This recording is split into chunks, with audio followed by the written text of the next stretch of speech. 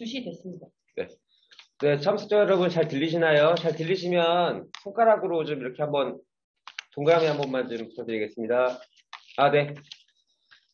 예, 오늘 사회를 맡은 환경조경나눔연구원 사무국장 왕진영입니다.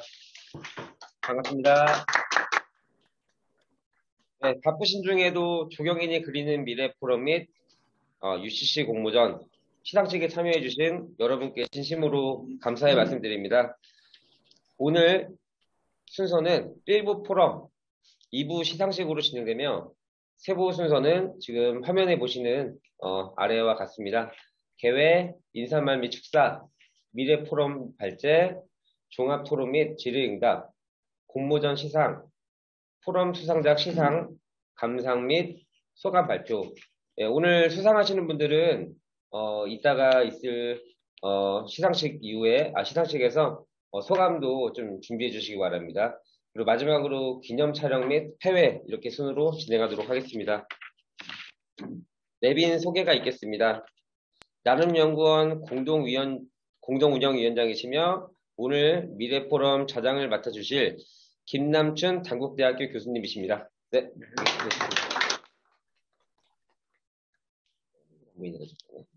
그리고 나눔연구원 공동운영위원장이시며 축사를 해주실 그룹한 어소시에이트 박명권 회장님께서 함께 하셨습니다. 박명권 회장님은 화면에, 네, 지금 말씀 들리시네요. 맨 아래 거. 예, 그렇게 하셔야 돼요. 네, 그리고 오늘 포럼에서 발제를 맡아주실 인공지반 녹화협회 부회장이신 김진수 주식회사 레스아키 생태조경입니다. 네. 나눔연구원 상임운영위원이시며 오늘 포럼에서 토론을 맡아주실 주신아 서울여자대학교 교수님이십니다.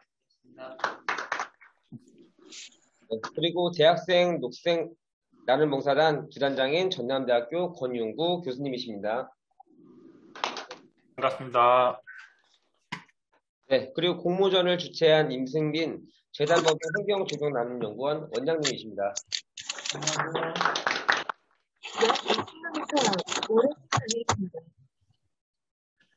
네, 다음은 본 공모전을 주최한 재단법인 환경조경나눔연구원 좀 하겠습니다. 원장님께서 여기 뜯는 거랑 여기 뜯는 거랑 그리고 여기 뜯는 거랑 다 합하는. 네, 좋습니다.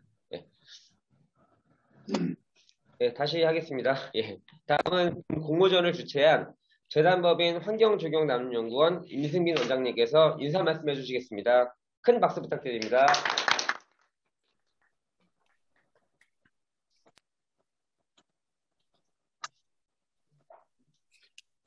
네?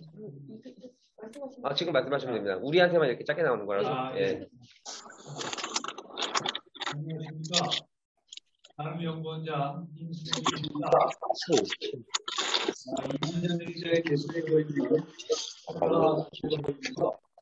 제20차 미래포럼도 온라인으로 개최하게 되었습니다. 미래포럼에 참여하고 계신 전국의 청주민분들 그리고 제8기 대학생 녹색나눔 봉사단 수료식과 함께 진행되는 이번 포럼에 참여하신 녹색나눔 봉사단 여러분 반갑습니다. 환영합니다. 나눔연구원에서 진행하는 미래포럼은 지난 2015년에 시작하여 최근에는 연 2회 개최하고 있습니다. 작년 7월에 개최된 포럼에서는 물순환 도시와 조경을 발제로 한 포럼을 개최하였으며 이번 제29차 포럼에서는 탄소 중립 도시를 위한 인공지반 녹화를 발제로 하고 있습니다. 기후변화 시대에 도시의 물순환과 녹화는 조경 분야 태동부터 시작되는 본래의 역할로서 이 두 개의 키워드는 나눔연구원이 지향하는 그린 유토피아, 즉 녹색 이상도시가 잘 부합되는 주제라 하겠습니다. 제가 미래 포럼에서 매번 말씀드리는데 미래는 그냥 운명적으로 보는 것이 아니라 지금 우리의 선택이 다가올 미래를 결정하는 것입니다. 오늘의 발제와 토론을 통해 기후변화 시대를 맞이한 우리 도시의 미래에 대한 현명한 선택이 무엇인가를 고민해보고 더불어서 모두가 함께 행복할 수 있는 우리 도시사회의 미래 모습을 그려보시기 바랍니다. 오늘 좌정을 맡아주신 김남춘 교수님, 발제를 해주신 김진수 대표님, 토론을 맡아주신 조신아 교수님께 감사드리고 또 오늘 포럼 장소를 제공해 주신 박명건 도판 회장님께도 깊은 감사를 드립니다. 또한 대학생 봉사자원 격려를 위해 멀리 광주에서 온라인으로 참여하고 계신 전남대학교 권윤두 봉사단 부단장께도 감사를 드립니다. 끝으로 남연구원 제29차 미래포럼에 참여하고 계신 전국의 청년 여러분, 그리고 대학생, 녹색, 남봉사단 모두에게 깊은 감사의 말씀을 드립니다. 대학생 봉사단은 금년 4월에 새로 모집할 제9기 봉사단에도 많이 신청하시기 바라며 오늘 수료하는 제8기 봉사단원을 우선적으로 선발할 예정입니다. 앞으로도 계속 이어질 나눔 연구원의 미래 포럼에 많은 관심과 성원을 보내주시기 바랍니다. 감사합니다.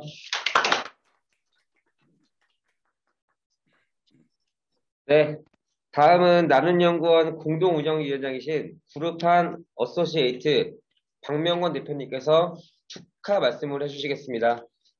네, 안녕하세요. 잘 들리시나요? 네. 네, 안녕하세요. 그룹판의 박명건입니다. 오늘 이렇게 우리 환경조경 나눔연구원이 주최하는 미래포럼에 참석해 주신 내빈 여러분과 온라인 방청객 여러분께 감사의 말씀을 드립니다. 이번 포럼 주제인 기후변화 시대의 인공지반 녹화 역할을 위한 방안은 최근의 폭염과 폭우, 가뭄 등 기후위기에서 비롯된 이 급변하는 도시 환경에서 아주 시적절하고 우리 조경 분야에서도 매우 중요한 주제라고 생각됩니다. 돌아보면은 우리 조경가들은 코로나19와 그동안 기후위기로 야기되는 도시 환경과 생태계 변화, 그리고 인류의 건강과 안전을 위해서 그동안 누구보다도 선도적이고 실천적인 해법들을 제시해 왔다고 자부합니다. 전문가들은 본질적으로 코로나19보다 이 기후위기를 훨씬 더 큰 위협으로 평가하고 있는데 그 이유는 이 코로나19는 충분히 의학의 발달과 우리들의 그 거리두기나 이런 노력으로 극복이 할 수 있는 반면에 최근의 기후위기는 점점 심각해지고 있고 또 이에 대응할 필요성이 더욱 커지고 있습니다. 이 기후위기가 심해질수록 여러 가지 자연재해로 인해서 우리의 생명을 위협하기도 하고 또 궁극적으로는 식량 생산을 감소를 야기하기도 해서 어떻게 보면 우리 인류 생존 자체에 위협이 되기도 합니다. 이러한 상황에서 우리 조경 전문가가 설계하고 시공하는 이 인공지반 녹화는 물순환 도시의 중요한 이슈인 그린 인프라로 새롭게 자리매김해서 빗점 오염은 저감이라든지 수순환 환경을 개선하고 또 나아가서 생물종 다양성을 향상시킴으로써 홍수나 폭염 등으로부터 우리 인간과 환경을 보호하고 또 여러 가지 공기와 수질을 개선하는 데도 크게 기여하고 있다고 할 수 있겠습니다. 오늘 미래포럼 주제로 다루어질 기후변화 시대의 인공지반 녹화 역할을 위한 방안에서 우리 조경 분야의 전략과 역할에 대한 아마 다양한 방안들이 주제 발표와 토론을 통해서 논의되기를 바랍니다. 이런 토론을 통해서 앞으로 우리 기후위기 시대에 우리 조경의 역할은 무엇이고 또 우리 미래가 어떻게 변화간지 궁금하고 오늘 좋은 해답을 얻을 수 있을 것으로 기대합니다. 오늘 자장과 발전을 맡으신 당국대학교 김남춘 교수님과 김진수 랜다키 생태 조경 대표님께 다시 한번 감사의 말씀을 드립니다. 또 오늘 토론을 맡아주신 주신아 교수님, 그리고 오늘 이 소중한 자리를 만들어주신 나눔연구원 임성민 원장님께도 감사의 말씀을 드립니다. 감사합니다. 네, 지금부터 제29차 미래포럼을 시작하겠습니다. 오늘 포럼은 좌장을 맡으신 김남춘 단국대 교수님께서 진행해 주시겠습니다. 김남춘 교수님께 큰 박수 부탁드립니다. 네, 오늘 좌장을 맡은 단국대학교 김남춘입니다. 이렇게 포럼에 좋은 주제로 이렇게 발표할 수 있는 기회를 주신 우리 박명건 대표님과 윤승재 원장님께 먼저 감사드리고, 오늘 발표는 이 탄소 중립 도시를 위한 인공지반 녹화 국내의 사례라는 주제로 김진수 주식회사 랜드아키 생태조경 대표님께서 발제해 주시겠습니다. 우리 두 분께서 인사말에 여러 번 강조하셨지만 이 기후변화 시대에 인공지반 녹화가 중요하다 말씀해 주셨고, 실제로 이 탄소 중립 도시를 위한 여러 가지 해법 중에 이 자연에 기반한 해법의 가장 대표적인 사례가 이 인공지반 녹화라고 생각합니다. 그래서 오늘 발제자께서 앞으로 인공지반 녹화를 우리나라에서 보다 활성화하고 잘 발전할 수 있는 그런 국내의 뛰어난 기술 정보와 또 그거를 뒷받침할 수 있는 제도나 이런 배경에 대해서도 자세히 설명을 해주실 것을 부탁드리고, 하여튼 좋은 발표 부탁드립니다. 우리 김진수 주식회사 랜드아키 생태조경 대표님께 큰 박수로 환영해 주시고 지금부터 발표를 시작하겠습니다.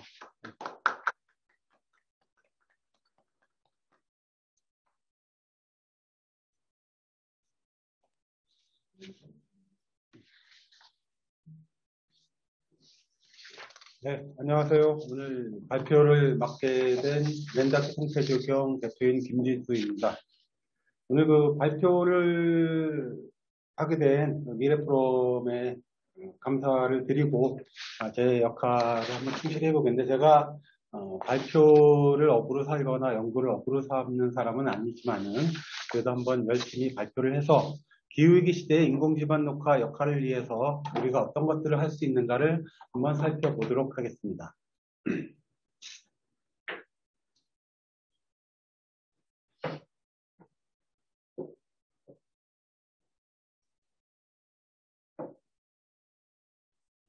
화면이 그런가요? 클릭을 하시면 돼요. 이렇게 해서 이렇게 이게 지금 한 번에 안 넘어가서 그런 거죠? 네. 지금 기후위기 시대라는 것은 모두가 다 인식을 하고 있는 상황입니다. 기후위기 시대에 우리가 다 알고 있고 다 말씀들을 하셨지만 탄소 중립이나 미세먼지, 생물 다양성, 도시 열섬 현상, 폭염 이런 것들이 대부분 이제 우리 인간들을 위협하는, 인간뿐만 아니라 많은 생물종들을 위협하는 요소로 되어 있기 때문에 이런 것들에 대한 대책이 필요한 시기라고 할 수 있겠습니다. 그래서 기후위기 시대에는 우리가 조금 더 잘 사느냐, 조금 더 갔느냐, 못 갔느냐 이런 문제가 아니라 결국은 우리 인류와 생물들이 지구에서 멸종을 하느냐 아니면 살아남을 수 있느냐 하는 이런 절대절명의 문제라고 할 수가 있습니다.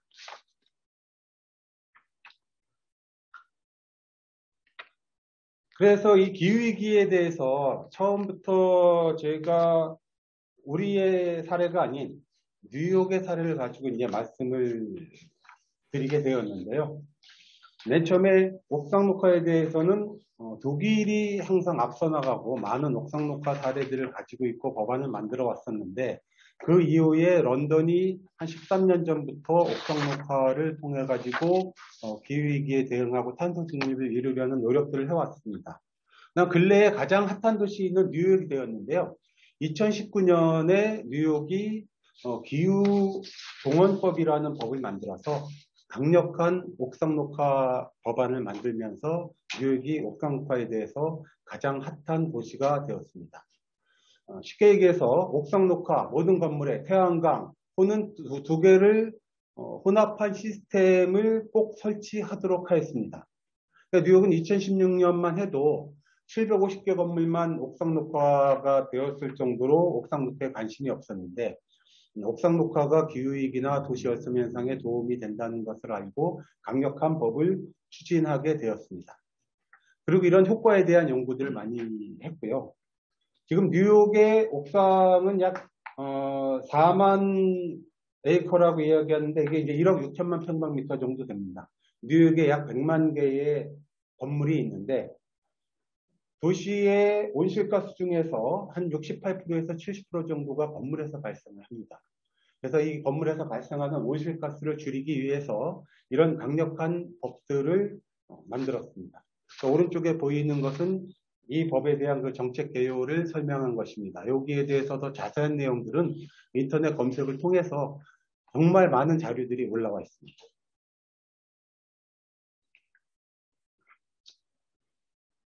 그래서 앞으로 이 기후동원법은 어떤 내용이냐 하면은 새로 짓는 건물은 당연히 옥상 녹화나 태양광 혹은 두 개를 혼합한 콤비네이션 시스템을 해야 되는 것은 당연한 거고요.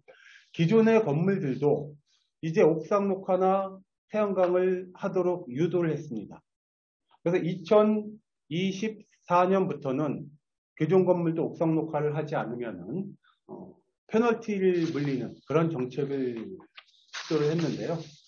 스퀘어피트마다 15불의 이 페널티를 물리는 그런 정책을 취하고 있고요.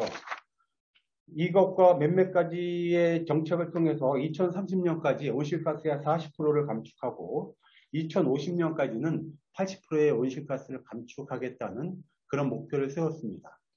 오른쪽에 보이는 것이 그 2030년, 2031년, 2050년까지의 타임라인도 있는데요.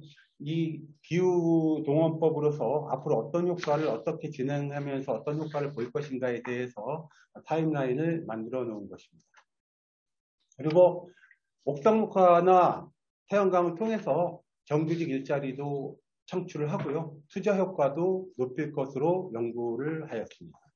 그리고 본인들이 이야기할 때 많은 도시가 뉴욕을 따라서 많은 법안들을 만들 것이다 라고 본인들이 또 이야기를 하고 있습니다.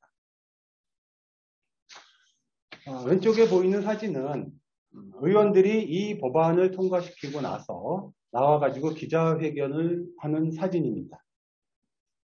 그 라파엘 에스피날이라는 이제 의원이 주도가 돼갖고 18명의 플러스 의원들이 이제 발의를 해가지고 통과가 된 법이고요. 뉴욕의 스카이라인을 멋지게 하겠다. 그럼 뉴요커의 삶의 질을 높여보겠다. 그리고 기타 옥상 녹화들이 여러 가지 도시 열섬 현상이라든지 이런 것에 장점이 있다. 뉴욕을 살기 좋은 도시로 만들기 위해서 이 법안을 만들었다. 혹은 뉴욕주가 놀고 있지만은 않다. 우리가 이런 행동을 하고 있다. 그리고 지금은 당장 행동을 해야 될 때이다. 뭐 이런 위기의식을 가지고 이런 이야기를 하면서 이 법안을 만들었다고 이들이 이야기를 하고 있습니다. 뭐 뉴욕만 문제일까요? 우리한테도 똑같이 닥친 위기라고 생각을 합니다.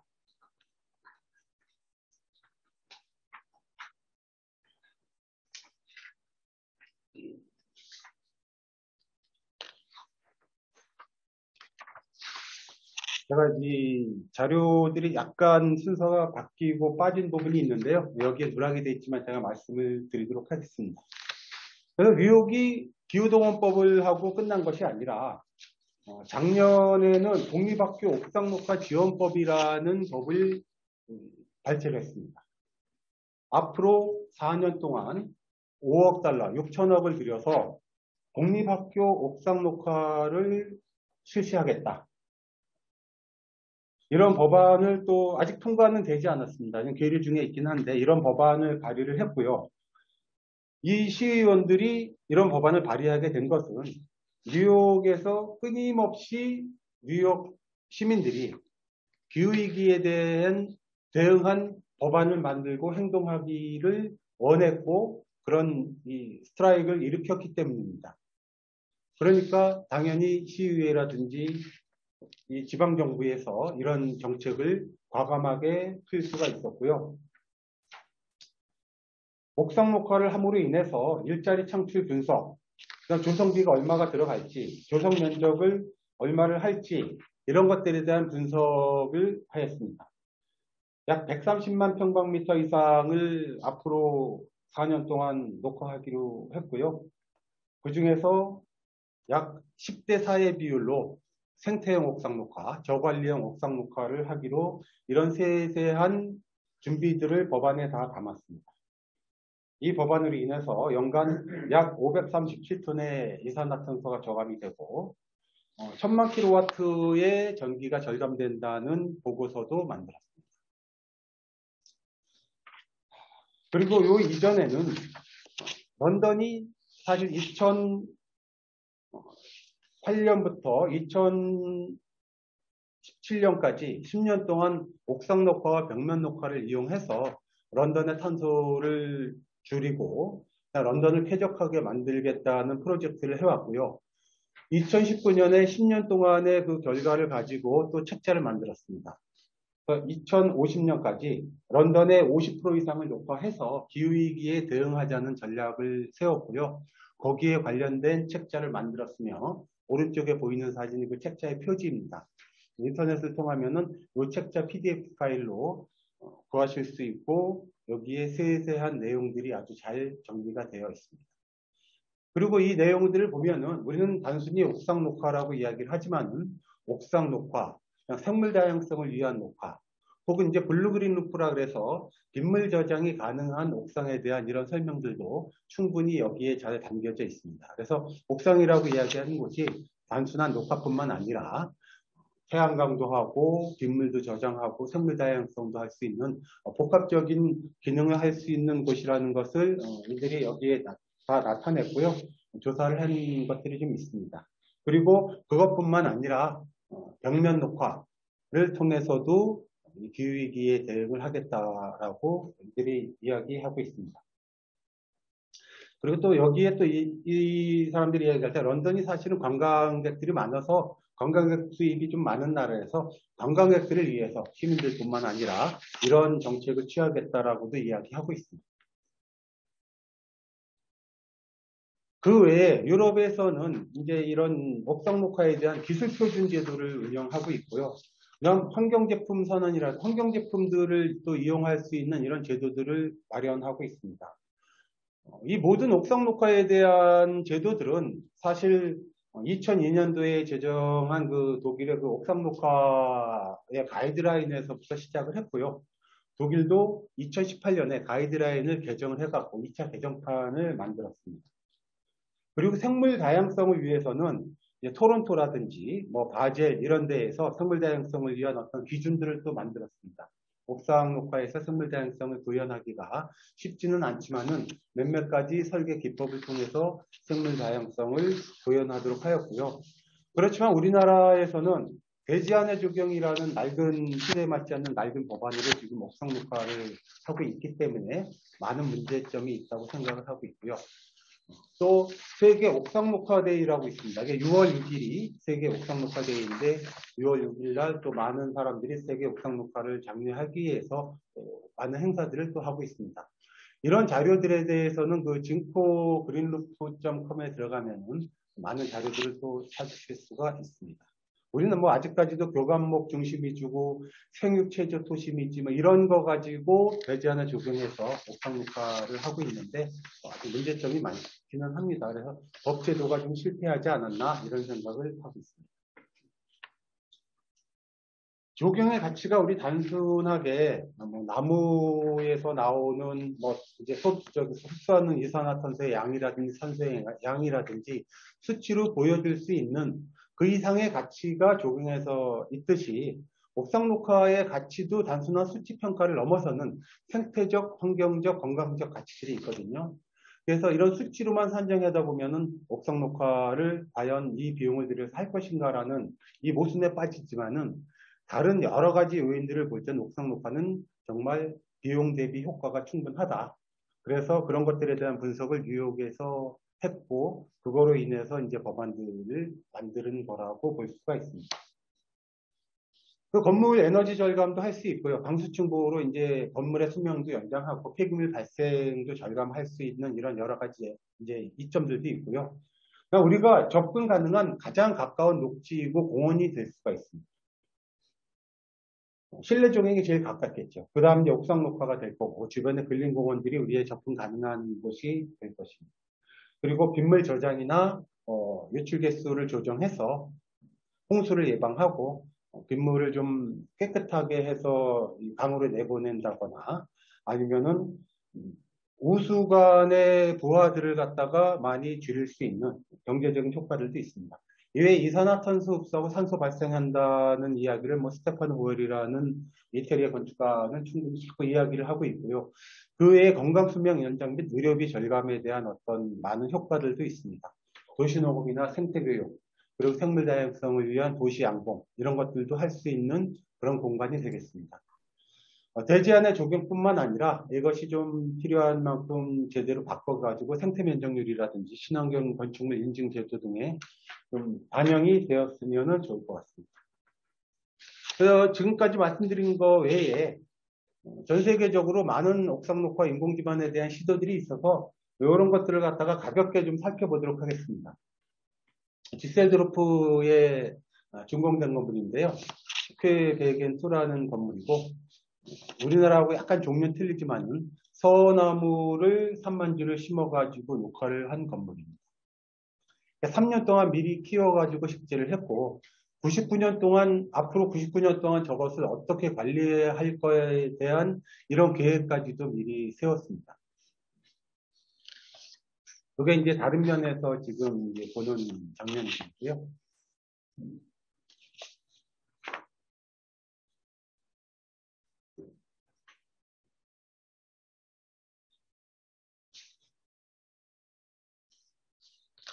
이거는 지금 일본의 이제 이 동네는 작은 호텔인데요. 일본의 작은 호텔조차도 이렇게 에너지 절감과 독특한 경관을 위해서 인공 기반을 활용하는 그런 모습을 볼 수가 있습니다. 그리고 샹하이에서 사실 작년 12월에 준공을 한 프로젝트인데요. 이게 그 1000개의 나무 트리, 1000개의 나무라는 그 프로젝트고요. 1000개의 기둥에 각각 기둥 하나에 큰 나무들을 심은 독특한 프로젝트입니다. 디자인도 좀 독특하지만은 새로운 아이디어로서 도시의 경관과 도시의 문제를 해결하기 위해서 이런 시도들을 끊임없이 하고 있다는 반증이겠죠.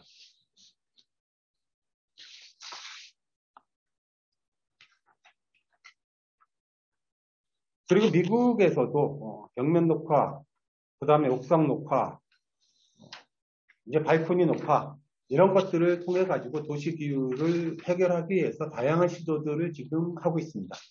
이 프로젝트는 지금 준공한 것은 아니고요. 2024년도 준공 예정으로 지금 이제 시공하고 있는 프로젝트입니다. 그 다음 프로젝트는 준공한 지 몇 년은 됐지만 작년 세계 건축물 대상을 받은 코펜힐입니다. 덴마크 코펜하겐에 있는 쓰레기 소각장, 폐기물 소각장을 공원화한 건물이고요. 높이는 한 124m 정도 되고 여기 녹화 면적은 한 41,000평방미터 정도 됩니다.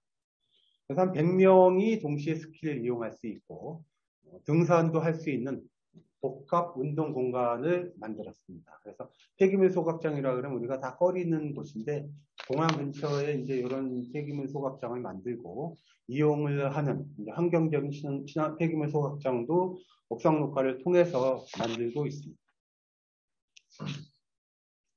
이것도 관련된 사진입니다.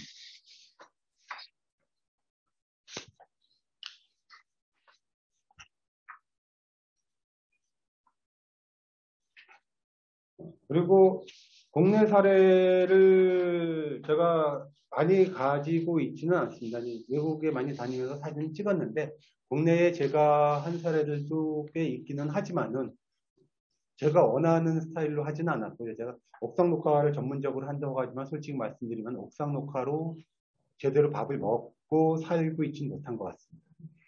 왼쪽 상단에 보이는 게 이제 강원도청 옥상의 생태형 옥상 녹화를 한 것이고요. 여기가 지금 한 10년 정도 됐습니다.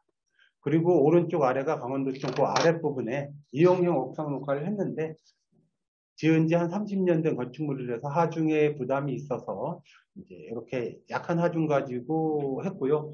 나머지들은 병원 옥상과 그 다음에 방송국 옥상인데요. 오래된 건물들의 옥상을 저렇게 이용형으로 바꾼, 하중을 좀 줄이면서 이용형으로 바꾼 이런 사례들이 있습니다.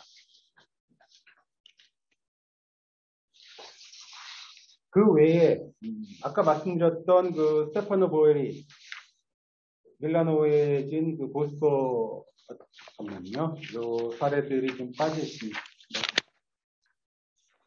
그러면 이제 독일의 옥상 녹화 현황에 대해서 좀 말씀을 드리자면, 독일은 우리나라 같은 경우는 이용형 옥상 녹화를 이제 인텐시브라고 이야기하는데요. 혹은 옥상 가든이라고도 이야기를 하는데, 우리는 이용형의 옥상 녹화가 대세인 반면에 독일 같은 경우에는 옥상 녹화 현황이 대체적으로 익스텐시브라고 이야기하는 생태형입니다. 생태형 녹화가 한 83%에서 84% 정도 되고요. 그리고 옥상 녹화를 하는 이유가 이용을 하려기보다는 빗물을 저장하고 생태적으로 좋은 효과를 보기 위해서 하는 거고, 적은 비용으로 옥상 녹화를 하려다 보니까 결국은 이제 생태형 옥상 녹화를 하는 게 대세가 되었습니다. 그 다음에 도시별로도 좀 차이가 있습니다. 대체적으로 공업도시들, 인구가 많고 미세먼지 발생이 많고 탄소의 발생이 많은, 이산화탄소 발생이 많은 도시들 위주로 옥상 녹화를 좀 많이 하는 이런 추세가 있고요. 근래에 와서는 뭐 그전에도 옥상 녹화의 태양광을 같이 조성을 했었는데, 요즘엔 그것을 또 법으로 강제하려고 하는 그런 움직임들이 작년부터 또 있습니다. 우리가 대체적으로 이용형 옥상 녹화를 하지만은 독일은 생태형, 저관리형 옥상 녹화를 한다고 말씀을 드렸는데, 저관리형 옥상 녹화도 이런 정도의 효과가 있다고 그들은 이야기하고, 이래서 적은 비용을 들여서 저관리형 옥상 녹화를 많이 하고 있습니다. 빗물 저장도 하고요. 그 다음에 증발산량을 가지고 주변 미기후들을 좀 잡을 수 있고, 온도도 좀 낮출 수 있고, 미세먼지도 고착시킬 수 있다고 하고, CO2도 흡수하고, 이게 이제 평방미터당 이야기를 드리는 겁니다. 주변 온도도 1.5도 정도 저감하고요. 소음도 감소시키고, 이런 생물 다양성도 증가시킬 수 있는 이런 다양한 이유 때문에 옥상 녹화를 한다고 하고요. 왼쪽에 요거를 보여주는 하나의 그림이 그쪽 그 옥상 녹화 협회가 있는데, 거기에 나온 그림을 제가 쉽게 표현하기 위해서 정리를 해서 보여드립니다. 옥상 녹화에 대한 좀 많은 연구들이 근래에 또 있어 왔습니다. 근데 제가 왜 베오그라드라든지 뭐 세르비아라든지 말레이시아라든지 이런 데 이야기를 하냐면은, 스리랑카라든가 이렇게 그 생활 수준이 좀 낮은 나라들에서도 지금 옥상 녹화나 벽면 녹화에 대한 연구들이 활발히 되고 있는데, 과연 우리는 이거에 대한 연구가 도대체 얼마나 되고 있는가? 우리가 너무 뒤처지고 늦게 가는 것이 아닌가라는 생각이 들어서 이런 나라들에서도 많은 연구들을 하고 있다는 것을 보여드리기 위해서 몇몇 가지 사례들을 보여드렸습니다. 여기에 옥상 녹화 효과들에 대한 연구들, 이 사람들이 했었던 연구들에 대해서 조금 몇몇 가지 정리를 했는데요. 이외에 요즘에 효과들에 대해서 또 다양한 연구들이 또 있습니다. 그리고 도시의 위협주행과 옥상 녹화의 효과인데, 이게 사실은 맨 앞쪽에 있었어야 되는데 순서가 좀 바뀌었고요. 이제 도시가 왜 위협적인 요인이 됐느냐, 옛날하고 틀리게 도시 열섬현상으로 이제 폭염일수가 증가가 되고 건강 위협이 되고 사망률이 증가하고 있습니다. 온열 질환이라고도 보통 이야기하는데, 2018년 같은 경우도 온열 질환에 의해서 그 폭염으로 인해서 사망한 사람의 추정치가 한 795명 정도 되고요. 2016년도에도 360명 정도 됩니다. 요번에 광주에서 HDC 사태를 보시면 아시겠지만은, 이 사람의 생명이 소중해서 안전한 공사장을 만들기 위해서 많은 비용들을 쓰고 있는데, 온열, 폭염으로 인해서 이렇게 사망률이 많아지는데도 과연 우리가 그 폭염을 줄이기 위해서 어떤 노력을 하고 있는가를 한번 따져보지 않을 수 없습니다. 그리고 사망률만 그런 게 아니라 의료비도 상당히 나가겠죠. 그러니까 도시 오염물질 증가로 인한 폐질환도 증가할 것이고요. 사망률도 증가하고요. 그리고 코로나19에 대한 사망률이 미세먼지가 많이 발생하는 도시일수록 훨씬 높아진다는 연구 보고도 있습니다. 그래서 이런 도시의 위협적 요인들이 있어서 옥상 녹화를 통해서 이런 위협적 요인들을 갖다가 해소할 수 있다라고 이야기하는 겁니다. 도시 온도 저감, 도시 공기질 향상, 폭우시 빗물 저류조 역할, 녹지 확대로 인한 생물 다양성 회복, 복사율 낮춤으로 인해서 도시의 대기질 개선이라든지 에너지 절감, 이런 여러 가지들의 효과가 있어서 예전에 비해서는 충분히 옥상 녹화를 해야 되고 해야 될 필요성이 있는 시대가 되었다, 이렇게 생각을 하고 있습니다. 그럼 무엇이 문제가 돼가지고 지금 옥상 녹화가 생각보다 잘 안 되고 있을까요? 공공 건물들은 지금 많이 하고 있습니다. 그런데 단독 건물들은 이 법적으로 정해진 옥상 녹화 겨우 그 기준에 맞춰가지고 준공하는데 급급하고요. 그 다음에 공동소유 상업 빌딩들이 많습니다. 건물주가 따로 있지 않고, 그다음 건물을 진 다음에 분양하고 나가고, 그러면은 여러 사람들이 이제 아파트도 그렇고, 뭐 주식산업센터도 그렇고, 상업 건물들이 대부분 그렇습니다. 그러니까 건물을 잘 지으려고 생각하지 않습니다. 건물 관리비를 그 사람이 내는 게 아니라 거기 들어와 있는 사람들이 내기 때문에 나중에 대규모 산업용 건물들도 있고요. 근데 대규모 산업용 건물들은 예전부터 수출을 촉진한다 그래서 녹화에 대한 기준들을 더 낮춰졌습니다. 온실가스에 대한 배출은 훨씬 더 많이 하면서요. 그래서 이제 이런 낡은 법안들이 좀 정비가 돼줘야 되지 않을까, 이렇게 생각을 합니다. 그리고 설계 기술의 문제도 있고요. 가이드라인도 좀 약하고요. 유지관리의 한계도 있습니다. 유지관리 비용을 잘 들이려고 하지 않고요. 법적 조경이 너무 약하기 때문에 정책의 실패라고 할 수 있겠죠. 예전에 만든 법으로서 지금의 옥상 녹화를 다 하고 있다 보니 하고 나서도 실패를 하는 그런 경우가 많이 있습니다. 그리고 교육도 좀 해야 되고요. 제품에 대한 어떤 기준도 있어야 되는데 이런 것들이 지금 좀 미비해서 결국은 잘못된 정책으로 인해서 옥상 녹화가 지금 제대로 펼쳐지지 못하고 있다, 이렇게 보고 있습니다. 그래서 예전에는 아니지만 이제 기후위기 시대에 옥상 녹화가 더 큰 효과가 있다는 것이 밝혀져 있고, 그다음 옥상 녹화를 해야 될 필요성이 늘어났기 때문에 이렇게 여기 보시다시피 옥상 녹화는 몇몇 군데 조금 해가지고는 효과가 없습니다. 규모의 경제라고 해서 많은 면적의 옥상 녹화를 해야지 그때부터 효과가 점진적으로 혹은 획기적으로 또 늘어납니다. 옥상 녹화는 도시에서 녹화를 할 수 있는 땅도 부족하고 땅값도 비쌉니다. 그래서 인공지반 녹화가 유일한 현실적 대안이 될 수 있고요. 그 외에 공간 활용, 도시 텃밭 활용 등도 있고, 생물 다양성을 위한 양봉, 아까 말씀드렸듯이 이런 다양한 효과들이 있어서 옥상 녹화에 대해서 우리가 새로운 눈을 뜨고 새로운 법 제정이라든지 기준들을 마련해서 앞으로 좀 많이 해야 된다는 생각을 하고 있습니다. 그리고 원인자 부담이고 수혜자 부담이니까 건물에서 온실가스 배출을 많이 하니까 원인자, 건물을 지을 때 가능한 한 옥상 녹화를 더 많이 할 수 있도록 유도하고, 기존 건물들도 온실가스를 배출하기 때문에 옥상 녹화나 태양광들을 할 수 있도록 유도를 하거나 지원 사업을 해야 될 필요성이 있다고 생각을 합니다. 어떻게 할 것인가? 여기에 대해서 지금까지 말씀드렸던 문제점들을 이런 식으로 우리가 좀 해결을 하자. 관련 연구도 하고 예산도 확보하고 인공지반에 대한 가치도 좀 한번 다시 살펴보고 장기적인 계획도 수립하고요.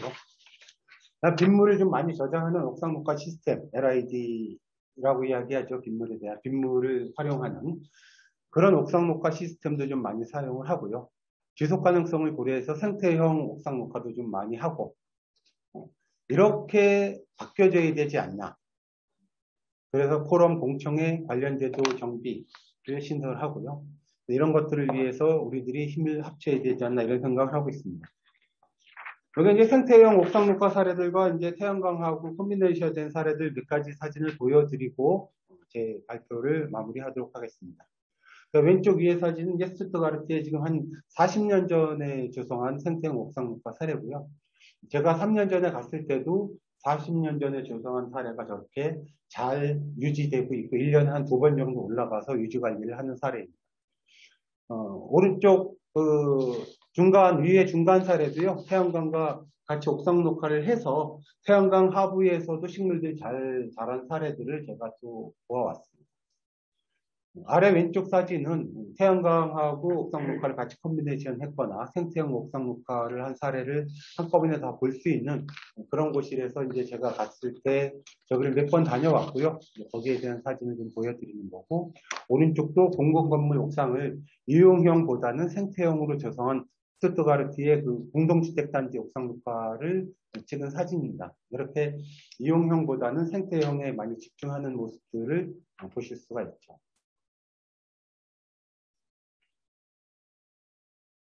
이것도 이제 그런 사례들입니다. 이스탄불에 있는 사례고요.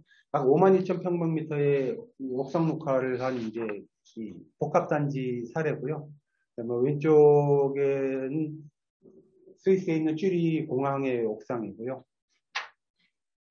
그 가운데 이제 그 소방서의 경사형 옥상 녹화, 이런 사례들, 생태 단지의 옥상 녹화 사례들로서 이제 우리나라는 잘 추진하고 있지 않지만은 외국에 이런 다양한 녹화의 사례들이 있다는 것을 보여드립니다. 지금까지 부족하지만 제가 이제 발표를 전문적으로 하는 사람은 아니라서 옥상 녹화의 장점과 그 다음에 사례들에 대해서 말씀을 드렸습니다. 감사합니다.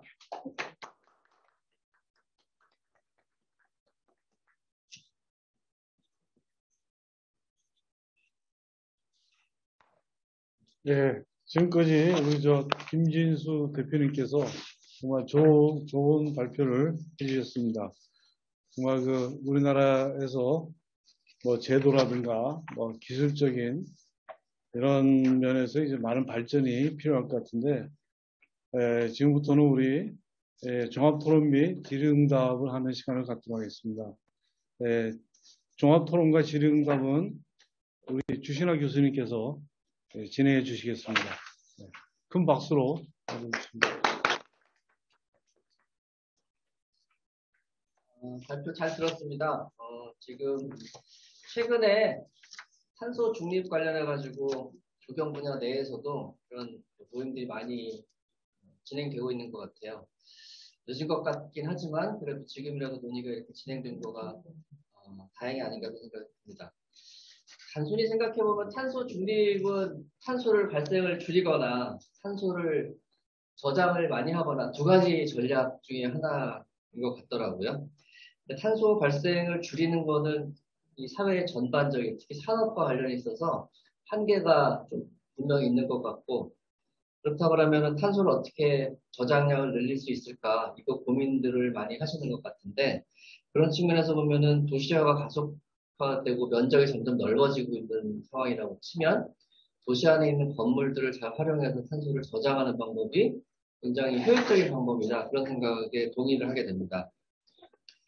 그래서 오늘 발표해 주신 것도 그런 그다음에 특히 유럽이나 뉴욕 사례를 많이 설명을 해주셨던 것 같아요. 그래서 옥상 녹화, 인공지반 측면뿐만 아니라 최근에 디자인적인 측면에서도 새로운 시도다 하는 그런 사례들을 많이 보여주시고 있습니다. 재밌게 아주 잘 들었습니다. 그러고 오늘 발표에서는 그런 말씀도 좀 해주신 것 같아요. 우리나라에서는 아직 이런 것들을 받아들일 제도적인 준비가 좀 덜 돼 있다. 특히 녹지, 조경과 관련돼서는 대지안의 조경과 그게 거의 유일한 지금 규제, 제도인데, 이런 측면을 감안하지 못하고 있는 오래된 제도라서 보완이 필요하다, 그런 말씀을 해주신 것 같습니다. 그것도 굉장히 공감이 되는 내용인 것 같습니다.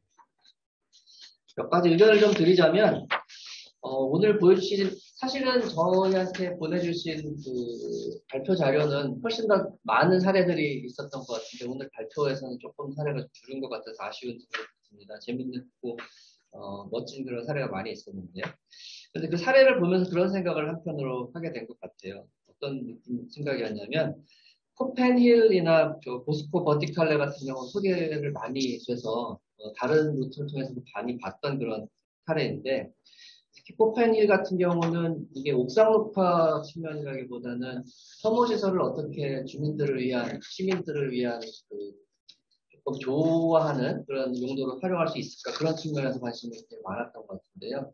거기는 아마 건물 뒷면을 사면으로 돼 있죠, 옥상이. 그래서 거기를 스키장으로 이용해서 굉장히 사람들이 많이 이용하는, 여름에도 전기에서 스키를 타는 그렇게도 사용하고 있는 것 같은데, 그런 측면으로 주목을 굉장히 많이 받았던 것 같고, 도스코 버티칼레 같은 경우는 이게 옥상 녹화가 아주 적극적으로, 옥상이라기보다 이게 베란다를 아주 총동원해서, 식재할 수 있는 걸 총동원해서 나무인지 건물인지 모를 정도로 식재를 많이 한 그런 사례로 알려져 있죠. 그래서 사실은 인공지반을 녹화했다라는 측면보다는 다른 디자인적인 측면이 좀 강조가 된 그런 사례인 것 같다는 생각도 들었어요. 지금 그래서 드리는 말씀이 이게 발표하시면서 그런 말씀 해주신 것 같은데, 옥상 녹화는 이게 규모의 경제의 측면이 있다. 그래서 한두 개 건물로 이렇게 진행되는 것보다는 여러 개의 건물이 동시에 옥상 녹화해야지 양적인 확보가 가능하다 이런 말씀 해주셨는데, 지금 그렇다 그러면 기존 건물을 어떻게 활용할 수 있는가가 훨씬 더 큰 영향을 주는 거 아닐까 그런 생각이 들었어요. 그런데 뭐 대부분 많이 아시겠지만 기존 건물들은 옥상 녹화를 염두에 두고 있지 않고 있기 때문에 여러 가지 문제점이 많고, 그래서 옥상 녹화 시도하는 데 어려움이 많다고 듣고 있는데, 그런 거를 좀 극복하는 그런 기술 같은 것들이 훨씬 더 중요한 게 아닌가 그런 생각을 했던 것 같습니다. 그리고 또 하나는 최근에 이제 화석 에너지를 좀 벗어나자. 그래서 여러 가지 대체, 신재생 이런 에너지들이 관심이 많은데 그 중에 하나가 태양광이죠. 근데 옥상에서는 태양광하고 이거 인공지반 녹화 측면이 서로 상충되고 있는 그런 상황이라고 보겠습니다. 특히 이제 아까 법이 최근 들어서 이게 뭐 여러 가지 변화가 있다고 말씀해 주셨는데, 아마도 지금 태양광 설치를 장려하는 바람에 옥상 녹화를 좀 줄이는 그런 변화를 말씀해 주신 것 같아요. 태양광이 설치되면 옥상 면적이 줄거나 뭐 이런 문제점이 있기 때문에 이런 것들을 어떻게 하는 게 좋을지 그런 것도 좀 궁금하기도 하고, 그래서 뭐 가능하다면, 끝에 시간이 가능하다면 그런 거에 대한 의견을 좀 들었으면 하는 생각이 있습니다. 그리고 마지막으로 뭐 제도적인 보안 이런 것 굉장히 중요한 것 같아요. 그래서 사실은 다른 분야에서도, 예를 들면 건축 경관에서도 큰 건물들은 이제 어느 정도 규모가 큰 것들은 관리가 잘 되고 설계할 때도 신경 써서 진행을 하고 있는데, 정말 문제가 되는 것들은 그 규모에 이르지 못해서 작은 규모에서 건축주가 최대한 경제적인 것만 검토를 해서 만들어지는 건축물들이 도시에서 많은 문제를 만들고 있는 것 같거든요. 그래서 이 옥상 녹화에서도 비슷한 그런 상황인 것 같아요. 규모가 작은 건축물 같은 경우는 건축주가 아무래도 이런 환경적인 측면보다는 뭐 다른 측면, 경제적인 측면을 강조하고 그쪽을 신경을 많이 쓰기 때문에 대신에 이런 것들이 양이 굉장히 많겠죠. 하나하나는 양이 크진 않지만 이게 전체적인 숫자가 많기 때문에 도시 전체에 미치는 영향이 크다고 생각을 합니다. 그래서 중소규모 건축물에 이런 옥상 녹화를 도입하기 위한 제도적인 방법 같은 게 필요하다고 굉장히 저도 공감을 했는데, 어떻게 할 건지에 대해서는 아직 논의가 잘 안 되고 있는 거 아닌가 생각이 들어서, 그런 움직임이 있는 게 있으면 혹시 좀 설명을 좀 들었으면 좋겠다 싶고요. 그게 지금 말씀하신 대지안의 적용 규정 외에 새로운 측면에서의 인공지반이라든가 아니면은 지상부를 포함해서 녹화를 다시 정의를 해야 되는 거 아닌가 생각이 들었습니다. 그리고 공립학교 옥상 녹화를 지금 뉴욕에서 법을 만들어서 다 의무적으로 한다고 하는 시도가 있어요. 이거 굉장히 좋은 아이디어인 것 같아요. 그래서 뭐 기존 도시든 아니면 새로운 도시든 학교는 다 만들어지게 되고, 뭐 규모는 좀 줄어들고 있긴 하긴 하지만 어쨌든 계속 넓은 면적의 공간들이 넓게 흩어져 있고 이런 것들이 있으니까 학교를 잘 활용해서 옥상 녹화를 의무화하는 방법도 좀 좋지 않을까 그런 생각도 좀 들었습니다. 여러 가지 말씀 많이 해주셨는데, 일단 뭐 오늘은 제 궁금한 거는 좀 옥상 녹화를 양을 늘리기 위한 방법이 어떤 것들이 있을지 그런 게 좀 그런 거를 대비한 기술이나 제도 이런 것들이 좀 궁금하고요. 혹시 진행사가 있으면 그런 것 좀 의견을 좀 말씀 더 들었으면 하는 그런 의견 이상입니다. 토론 감사합니다. 예, 뭐 질문 내용은 메모 좀 하셨나요? 네. 뭐 여러 가지 질문하셨는데, 예, 뭐 시간이 많이 있으니까 좀 천천히 설명해 주시면 고맙겠고, 저도 한 가지 좀 질문해도 되겠죠? 네. 제가 궁금한 게 우리나라 이 겨울이 춥잖아요. 네. 이 겨울에 이제 얼고 특히 수도관도 이제 얼어 터지잖아요. 그래서 영하 뭐 한 15도, 20도 내려가면 다 얼어 터지는데 우리나라 같은 기후에서 여기서 외국에서 보는 저런 사진에서 보는 그런 게 우리나라에서도 가능한 것인지 그 점도 같이 좀 설명해 주시면 네, 고맙겠습니다. 그럼 지금부터 발표자님의 답변이 있습니다. 이거 끝난 다음에 여러분들의 질문을 좀 받는 시간을 갖도록 하겠습니다. 일단 이제 질문도 해주셨고 그 다음에 이제 좋은 말씀도 해주셨습니다. 사실 제가 살짝 당황했습니다. 제가 올렸던 자료와 지금 보여준 자료가 살짝 틀려서 제가 좀 실수를 해서 당황을 좀 했는데요. 지금 보여드린 자료 외에 조금 더 충분한 자료가 있어서 나중에 필요하신 분들은 PDF로 받아보실 수 있도록 그렇게 제가 해드리겠습니다. 이제 제도에 대한 문제부터 이야기를 하면은 우리가 너무나 이제 저가 경쟁, 저가로 건축물을 짓는다든지 저가 경쟁을 하고 그 다음에 우리가 뭐 단위면적당 평방미터나 얼마 짓는 제일 싼 데다 해고 준공 해주는 조건으로 하다 보니 겨우 법만 맞추고 준공해주고 그 다음에 주인은 빨리 팔고 떠나가고 분양하고 이런 상업적인 건물들이 많다 보니까 옥상 녹화를 제대로 하지 않는 경향들이 있습니다. 그러면은 맨 처음에 옥상 녹화를 하게 되면서 토심을 낮춰주고 지상 조경을 자연 집안의 조경을 줄여주었는데 결국은 제도가 실패를 해서 하늘에서 본 녹화 면적을 많이 만들기 위해서 그런 법을 만들었는데 실질적으로는 면적은 늘어났지만 조금 있다가 옥상 녹화가 실패해서 다 죽고 어쨌든 먼지나 펄펄 날리고 혹은 옥상을 잠궈놓고 이런 나쁜 결과가 지금 오고 있습니다. 그래서 이런 것들을 제대로 잡아야 되지 않을까, 잘못된 것을 알았을 때는 그것을 고쳐야 되지 않을까 하는 생각을 하고 있는데요. 아까 말씀드렸듯이 온실가스를 너무 많이 배출하고 계속 배출하는 게 건물이니까 앞으로 옥상 녹화라든지 면적을 좀 더 많이 시축 건물에 할 수 있도록 하는 이런 방안들을 좀 찾아야 될 것 같고요. 기존 건물들에 대해서도 생태형이라도 좀 적은 돈을 들여서라도 생태형 녹화를 더 많이 확대해 나가는 방법을 취해야 되겠죠. 또 하나는 이제 태양광과 옥상 녹화 이야기인데 이게 이제 서울에서도 태양광을 하냐 옥상 녹화를 하냐 두 업체의 어떤 다툼도 있었고 그런데 실질적으로 공간 활용이라든지 여러 가지 면에서 태양광과 옥상 녹화를 같이 하는 게 제일 좋습니다. 왜냐하면 태양광이 전기를 생산하는 효율이 주변 온도가 좀 낮아야지 그 효율성이 높아지는데 옥상 녹화를 해야지 옥상의 표면 온도들, 주변 온도들이 낮아져서 전기를 생산하는 효율성이 높아지고요. 그러니까 태양광을 만드는 패널이 주변 온도가 높으면 높을수록 그 수명이 짧아집니다. 그래서 주변 옥상 녹화를 같이 하게 되면 그 수명이 길어지거든요. 그래서 국토부에서 태양광과 옥상 녹화를 같이 하기 위한 가이드라인을 사실 작년에 만들었습니다. 앞으로 그것들을 잘 장려를 할 건데 문제는 태양광 밑에 비가 들이치지 않고 광량이 부족해서 자꾸 화자가 생긴다는 거죠. 약간 이제 그늘식재를 하면 되는데 제가 이제 독일이라든지 이런 데 가서 봤을 때 식물들이 잘 자라더라고요. 간접빛으로도 잘 자랐는데 왜 자꾸 죽을까요? 일단은 물이 부족해서 죽습니다. 건조해서. 근데 독일 같은 데나 이런 시스템들은 옆에 비가 오는 것들이 태양광 하부에 있는 데까지 물이 흘러 들어가는 배수판이고 거기까지 축축하게 수분을 공급하기 때문에 식물들이 살거든요. 태양광 하부에도 녹화를 하기 위한 기술적인 것들 몇몇 가지만 보완을 해주면 됩니다. 너무 법을 내거나 이럴 필요는 없고요. 뭐 우리 같이 땅값 비싼 도시에서 두 개를 같이 해갖고 두 가지 효과를 같이 볼 수 있으면 얼마나 좋겠습니까?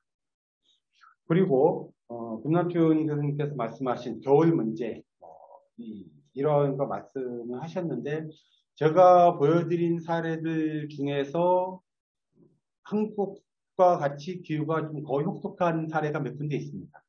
뉴욕의 하이라인이 좀 그런 사례이죠. 뉴욕도 한국만큼 겨울에 춥고 눈도 많이 오고 또 가물 때는 가물고 여름에 폭염이 있고, 그러니까 이제 서울과 거의 비슷한, 크기도 서울보다 조금 크지만 아마 이런 뉴욕 같은 사례도 있는데요. 여기에 알맞는 옥상 녹화 시스템이나 그 다음에 맞는 식물들을 식재하면은 됩니다. 그래서 우리가 기술적으로 그것을 보완할 많은 장치들이 있는데, 아까 말씀드렸듯이 그냥 싸게 겉으로 보이는 면적만 하고 중공만 내려다 보니까 자꾸 하자가 나는 그런 상태가 되고요.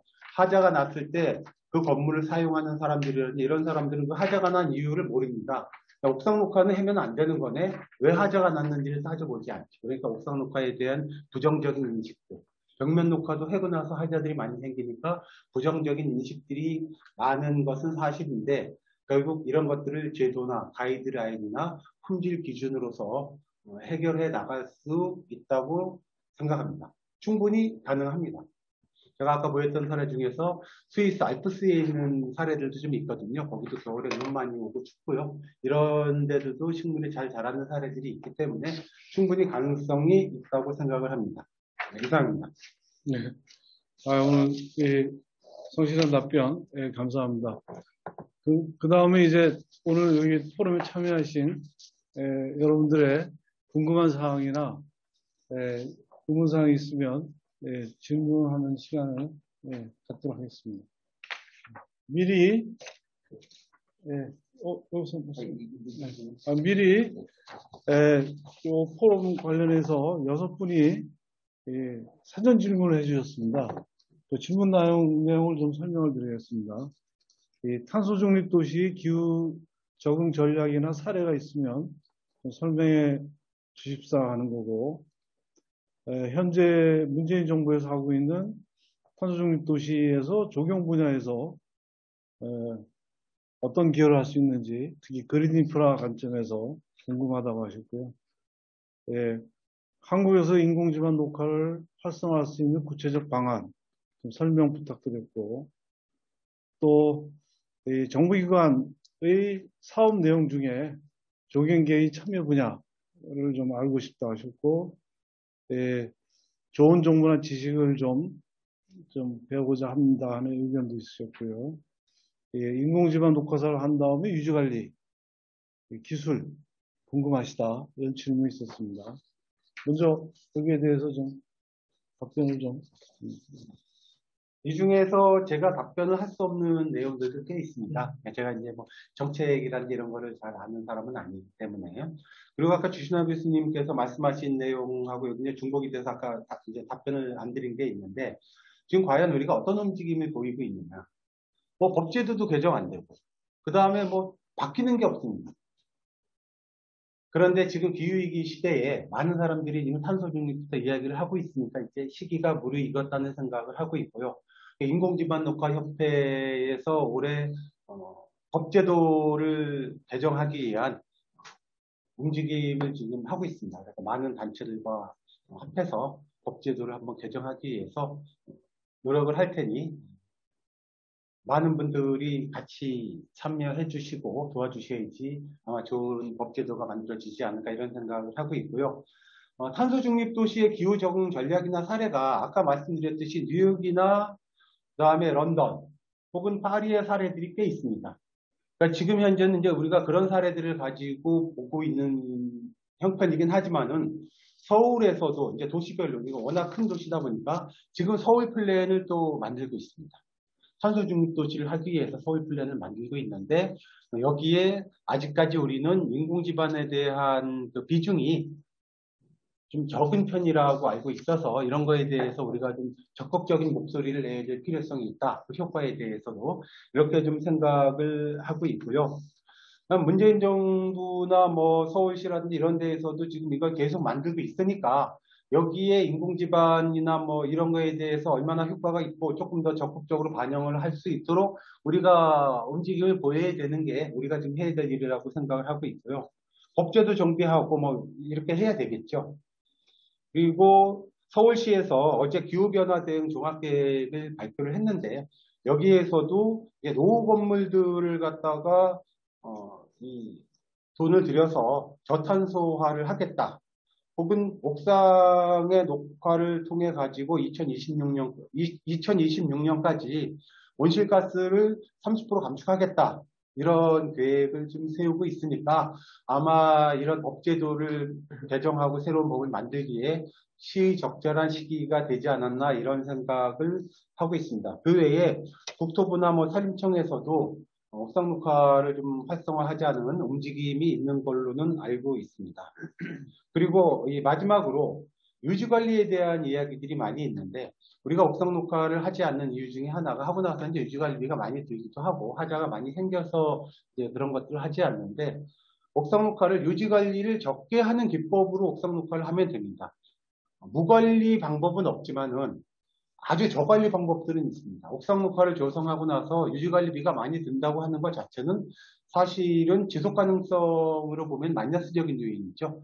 유지관리비가 오히려 적게 들어야지 맞습니다. 1년에 한 두세 번 정도만 올라가서 풀 관리를 해준다던가 아주 극심한 가뭄에만 1년에 한 두세 번 정도 물만 주면 되는 이런 저관리형의 기법들이 있기 때문에 이런 기법들을 가지고 시공을 하게 되면은 큰 문제가 없으리라고 생각을 하고 제가 거의 한 16개국을 옥상 녹화를 보러 다녀왔는데 이런 저관리형 생태 녹화를 주로 많이 보고 왔습니다. 그리고 그렇게 훌륭하게 잘 정착된 사례 우리만큼 기후가 나쁘지만은 잘 정착된 사례들도 보고 왔기 때문에 그 가능성은 충분하다고 말씀드리겠습니다. 네, 발표자님께서 시립대 조경과 이지우, 네, 상명대 환경조경학과 권순민, 한국그린인프라연구소 재상우, 전남대 조경과 우리 박상욱, 그 다음에 그람 디자인의 정현우, 서울여대학교 전수정, 6분의 질문에 대해서 소상하게 설명을 해주셨는데 혹시 또 다른 질문이 있을 수 있을까요? 혹시 추가적으로 질문 있으신 분 있으시면 마이크 켜셔도 되고요. 채팅으로 주셔도 되고.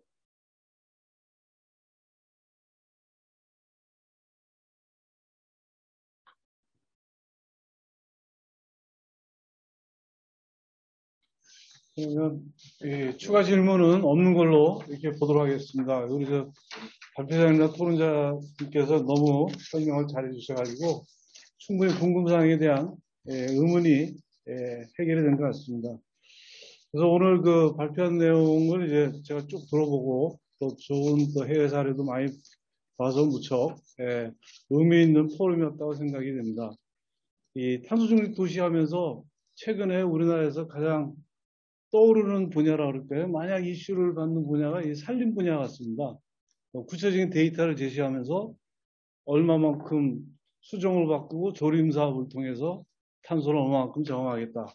아주 구체적인 데이터를 제시하면서 설명을 하고 있기 때문에 언론의 주목도 많이 받고 그런 것 같습니다. 특히 도시에서 이런 그 옥상 녹화라든가 벽면 녹화 같은 이런 아주 어떻게 보면 상당히 기술적인 내용인데 이런 걸 통해서 과연 어느 만큼이나 탄소 중립에 기여할 수 있고 또 이게 생물 다양성에 기여할 수 있고 생물 다양성 회복이죠. 회복에 기여할 수 있고 또 이것이 얼마나 도시 온도를 낮출 수 있는지 그런 거에 대한 좀 우리나라 환경에 맞는 이런 좀 정확한 데이터를 좀 제시하면서 이 정부에 요구를 하면 이제 어떤 그 현실성 있는 어떤 그 방법으로 이게 조성될 수 있을 것 같아요. 지금처럼 단위 건물에 대한 하나하나의 아주 그 적은 면적의 옥상을 어떻게 하자. 아니 그 친환경건축 인증할 때 옥상이나 이런 거를 친환경건축 인증에서도 이 옥상이나 벽면은 이 생태환경 요소 중에 옛날에는 그게 그 상당히 중요한 주목을 끌었는데 요즘은 생태 면적률만 지켜도 어느 정도 점수가 되기 때문에 옥상 녹화나 벽면 녹화를 거의 안 하거든요. 마른 친환경 건축물 인증을 하면서 그래서 그런 제도적인 그런 문제도 있고 해서 과연 이렇게 도시의 탄소 중립 도시라는 여기에 이제 옥상 녹화가 기여하기 위해서는 우리 조경 분야 학생이나 교수님이나 기업체 계신 분들이 정말 연구를 많이 하고 의견을 많이 모아서 이거를 이제 산림처럼 대대적으로 홍보해서 국가로 하여금 어떤 구체적인 정책을 수립할 수 있도록, 물론 이제 지자체도 마찬가지지만 좀 이런 게 돼야 잘 될 수 있지 않을까 이런 생각을 하게 됐습니다. 아까 뉴욕에 뭐 구체적으로 데이터를 제시하면서 미세먼지는 얼마나 저감하고 물은 얼마나 조리할 수 있고, 그래서 뭐 홍수 피해 정함할 수, 이런 구체적인 데이터를 제시하면서 아주 강력한 이런 법안을 법안을 통해서 이제 어떤 의지를 표명하고 있는데, 저희도 하루빨리 이제 그런 게 이제 있어야 되지 않을까 생각하고, 우리 적용단은 포럼을 통해서도 그렇고, 하여튼 여러 가지 의견을 모아야 되지 않을까 이렇게 생각이 됩니다. 저도 이제 관련해서 환경부 과제로 도시생태계 회복력 향상 기술 연구를 하는 거를 하고 있고요.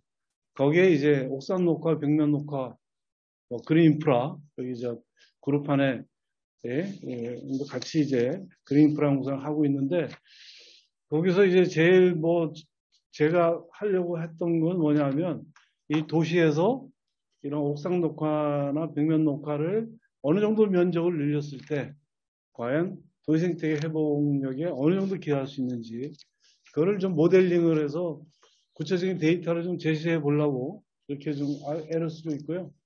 또 어떤 단위 면적이나 건물에서도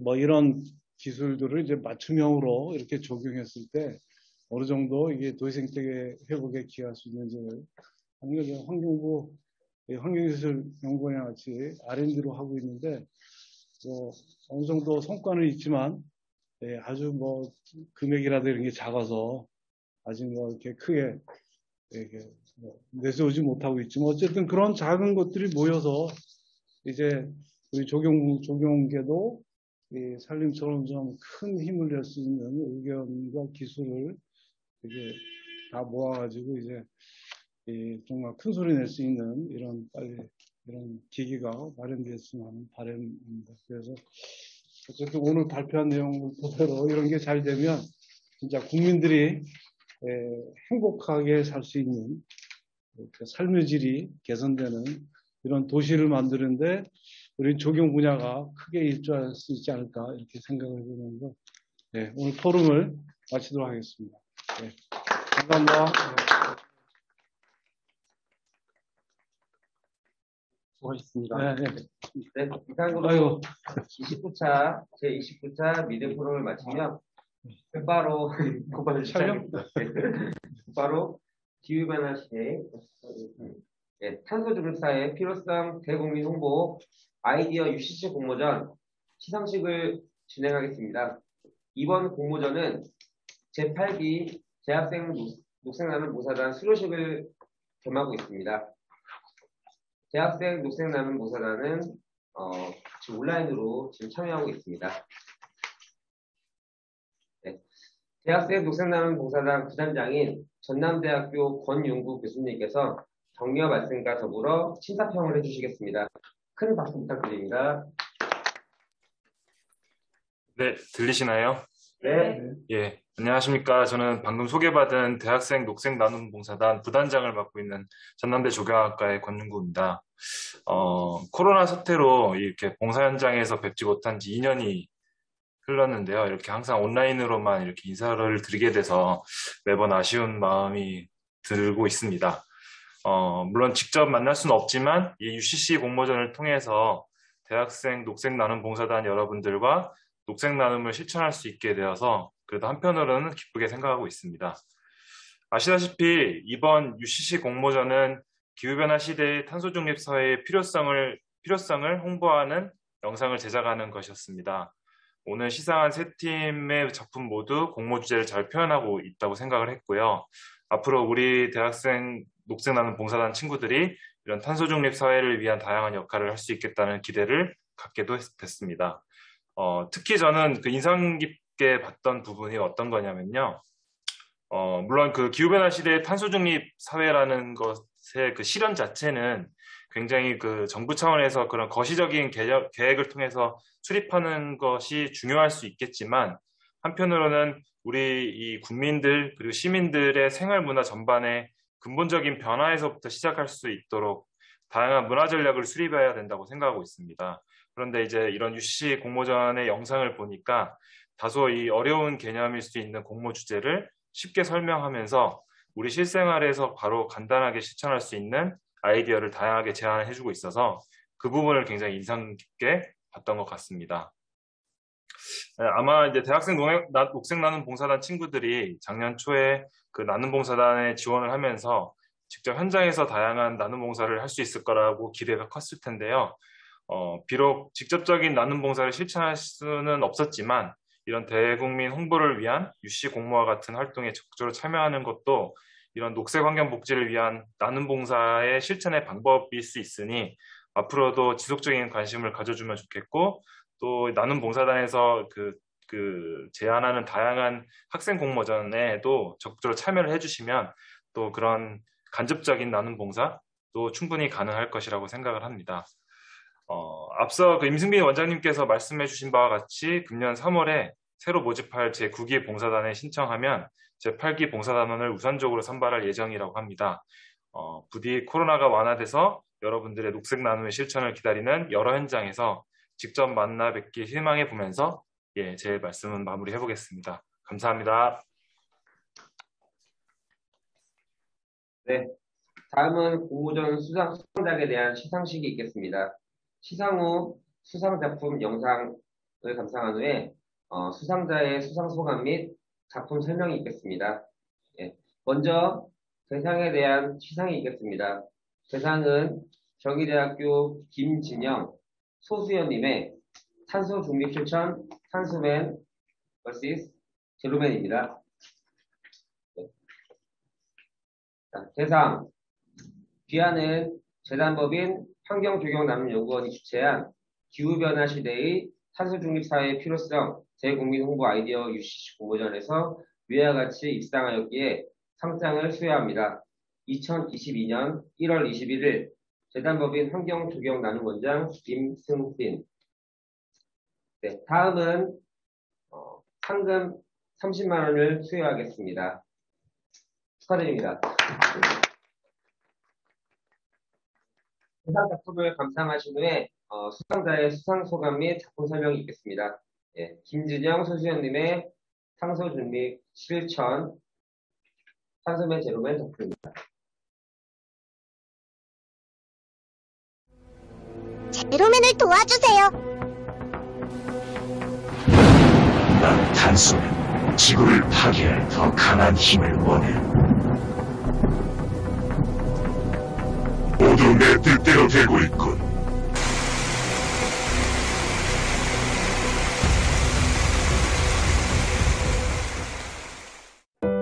나는 탄소제로맨. 탄소제로는 탄소 중립을 의미해.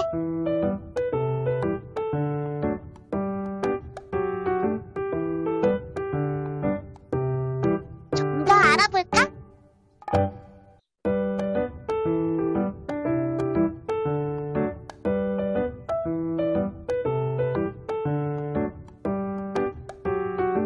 도시녹화 종류에는 다음과 같은 것이 있어.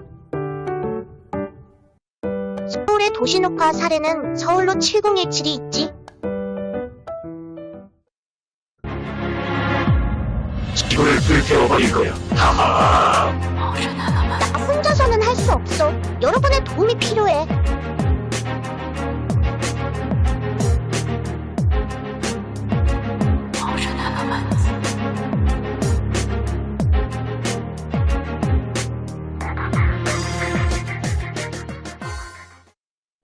지구를 지키는 실생활 팁을 알려줄게.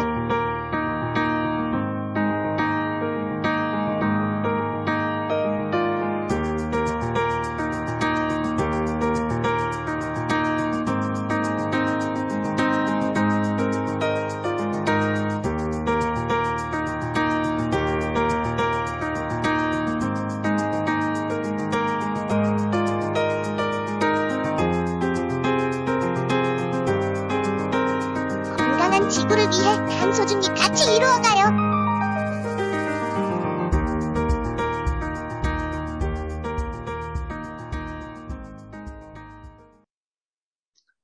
네.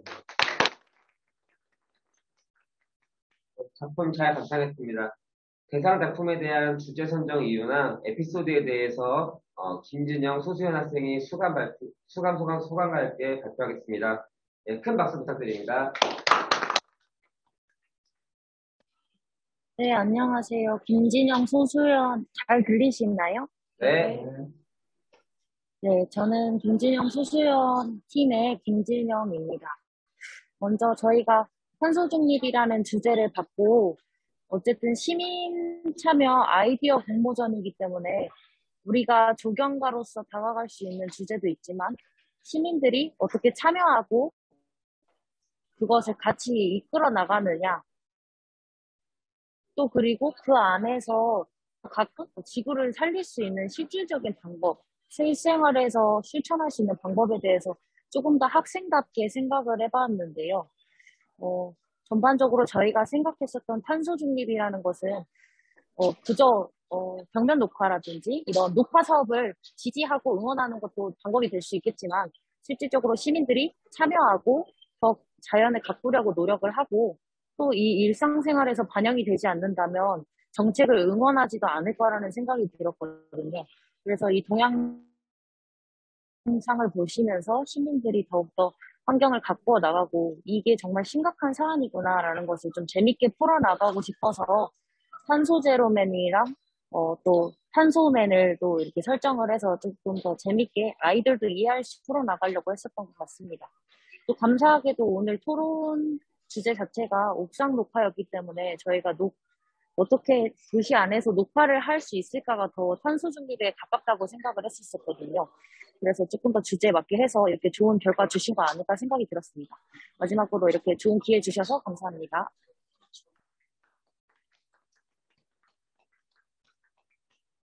네. 다음은 최우수상에 대한 시상이 있겠습니다. 최우수상 수상자는 경희대학교 이윤주님의 탄소 저감을 위한 일상 속 작은 움직임입니다. 네. 최우수상 귀하는 재단법인 환경조경나눔연구원이 주최한 기후변화 시대의 탄소 중립 사회의 필요성 재국민 홍보 아이디어 UCC 공모전에서 위와 같이 입상하였기에 상장을 수여합니다. 2022년 1월 21일 재단법인 환경조경나눔연구원장 임승진, 네, 더불어 상금 10만 원을 함께 수여하겠습니다. 네, 마찬가지로 최우수상 작품을 감상하신 후 수상자의 수상소감 및 작품 설명이 있겠습니다. 네, 이은주님의 탄소 저감을 위한 일상 속 작은 움직임. 나가야죠.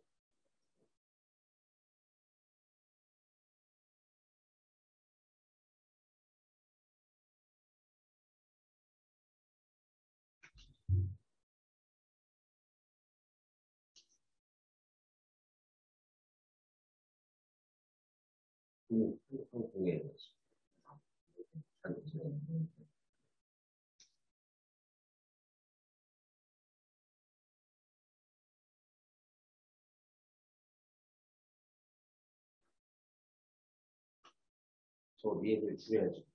네, 그걸 줄이고, 줄이고.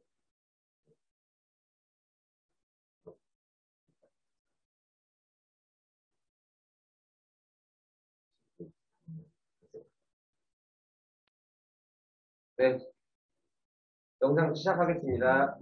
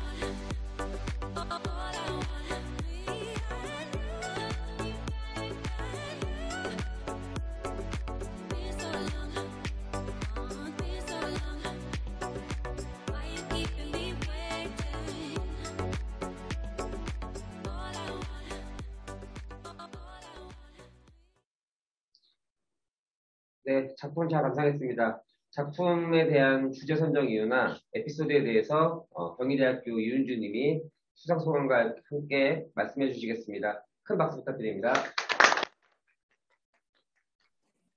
안녕하세요. 경희대학교 환경조경 디자인학과 이윤주라고 합니다.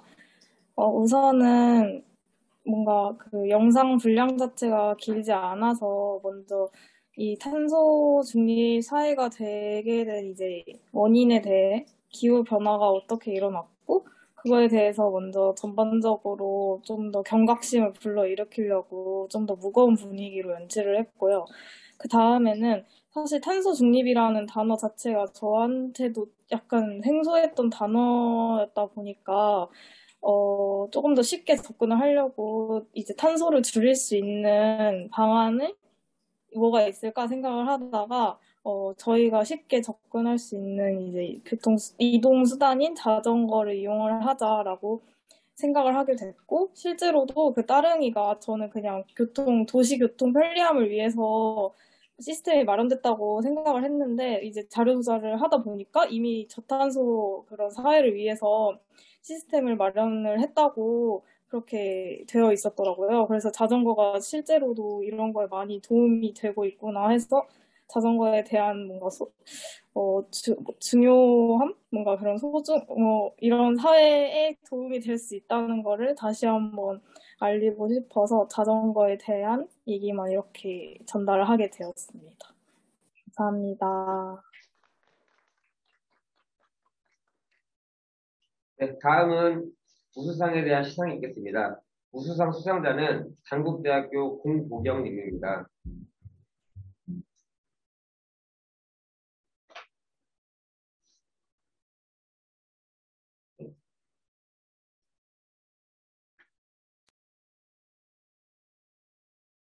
네, 우수상.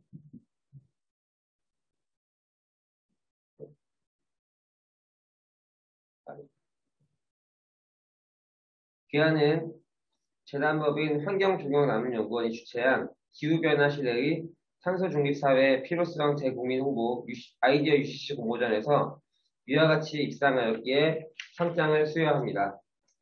2022년 1월 21일 재단법인 환경조경나눔연구원장 임승빈 상금 5만 원을 함께 수여하겠습니다. 네, 마찬가지로 우수상 작품을 감상하신 후에 수상자의 수상소감 및 작품 설명이 있겠습니다. 공보경님의 탄소중립사회 영상입니다.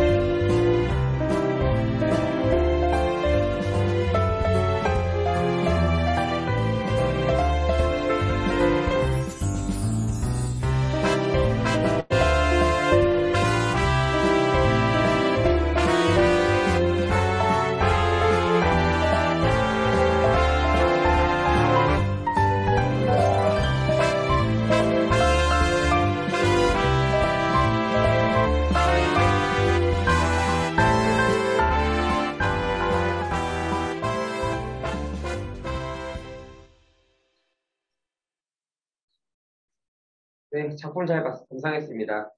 작품에 대한 주제 선정 이유나 에피소드에 대해서 공보경님이 말씀해 주시겠습니다. 안녕하세요. 녹색나눔 봉사단 8기 단국대학교 녹지조경학과 공보경입니다. 탄소 중립사회에 대해 잘 알지 못하는 사람들을 위해서 탄소 중립사회로 나아갈 수 있는 다양한 부분에서의 전략을 설명해 보았습니다. 코로나 사태로 인해 기대했던 활동들을 잘하지 못하여 아쉬웠는데 마지막 활동으로 진행되었던 공모전에서 참여한 것뿐 아니라 좋은 결과를 얻게 되어서 좋았습니다. 감사합니다. 네, 세부대학교. 네, 이것으로 조경인이 그리는 미래포럼 및 UCC 공모전 시상식을 마치겠습니다. 네, 함께 잘해주셔서 감사드리고, 봉사단 친구 여러분들은 그 채팅창에 이름 남겨주시면 감사하겠습니다. 네, 김남춘 교수님, 김진수 대표님, 박명권 대표님, 주신아 교수님, 그리고 권윤구 교수님, 그리고 참여해주신 봉사단원 학생 여러분 모두 수고하셨습니다.